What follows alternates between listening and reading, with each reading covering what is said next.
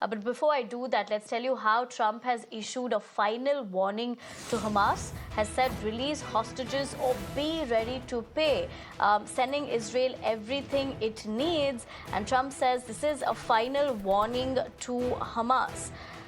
Shinjoy, given the aspect that how one can look at these words and decode this, all right, I'm given to understand we've run into some sort of trouble with Shinjoy's line. We'll try getting him back on the show for his perspective. But what we do understand with this statement that has come in is that Trump has given a final warning to Hamas, and it says release hostages or be ready to pay.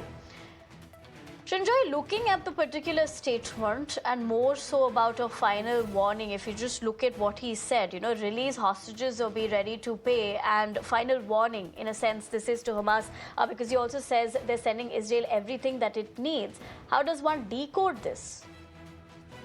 Well, very clearly, if you noticed, President Biden was very supportive of Israel, very supportive. Trump is as supportive, perhaps even more supportive. So he actually believes that this can be sorted out very quickly if the hostages were handed over. Now, this is not something Hamas has been able to do or has chosen to do, despite all the fighting, despite the loss of 40, 50,000 Palestinians.